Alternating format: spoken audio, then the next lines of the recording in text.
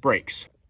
Here is everything you're gonna need to fix brakes. First thing we're gonna start with is you're going to need jack stands. This is gonna keep you safe under the vehicle while you're working on it. You're gonna need grease. We'll explain why you need that later. You need a C-clamp. These are pins. These are the bands you need. These are the actual brake pads themselves. This is what makes your vehicle stop. These are the rotors the brake pads are gonna get on. Torque bar, ratchet set, and then black sockets, also known as steel sockets. Now, I forgot to mention one other tool. I'm sorry. You're gonna need a jack to actually jack the vehicle up. First step to working on a car or changing brakes especially, get some clothes you're willing to get dirty in, because there is soot, dirt, dust, anything gross. Changed into clothes we're willing to get dirty, we need to go to the second step of getting the tire off.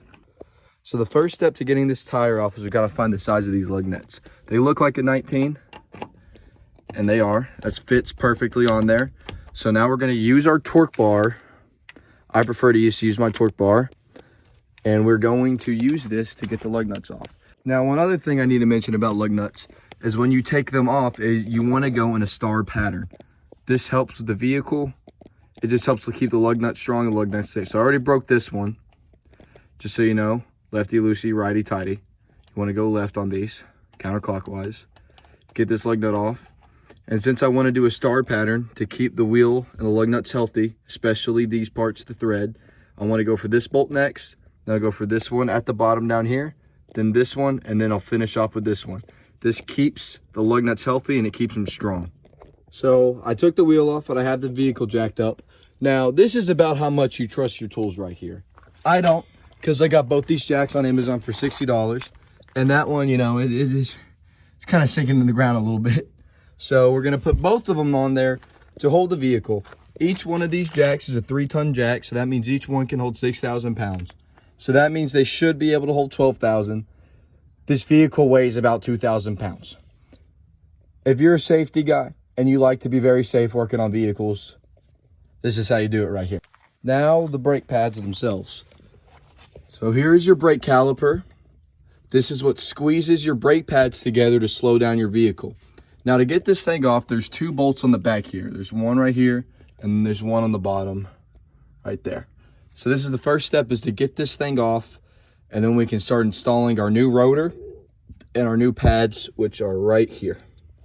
Now, depending on the rust of your vehicle, which mine is very rusty, so I can't break these bolts normally without damaging them, we are going to need PB plaster. Okay, now after you break this bolt, thank God I got it off, you're gonna wanna actually leave it in here. The reason being is, when you need to break this other bolt off, just to get it off, it's gonna be a whole lot easier if this pad isn't moving. So if this bolt is off, this pad is going to wiggle. If it's in, I mean, it doesn't even have to be threaded in. It's gonna make this thing, this bolt right here, a whole lot easier. So, these are one of these problem bolts.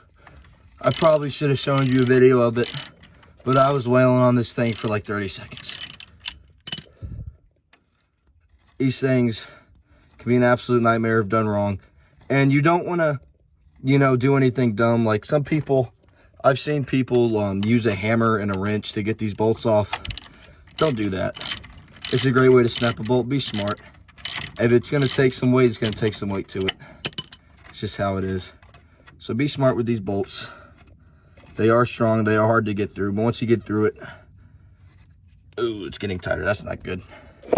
One important thing you need to know is once you get this off, there's 2 brake pads. Set this phone down so I can show you. We have the inside and the outside. The small one is always going to be on the outside, the one facing the wheel. And then this one, the bigger one, if I get this hook off, is going to be facing the inside. But the main thing is when you put these on, you see that metal grit? That side is always going to be the one facing the rotor.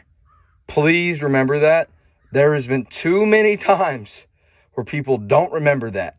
It's very important. Okay, now that we got the new rotor on, we are going to work on getting these brake pads on. But first, we have to use this C-clamp to compress this piston, because I need to clean that out too. That's kind of dirty. But we need to compress this so we can get the new pads on, or else we can get the new pads on, but we couldn't fit them onto the new rotor.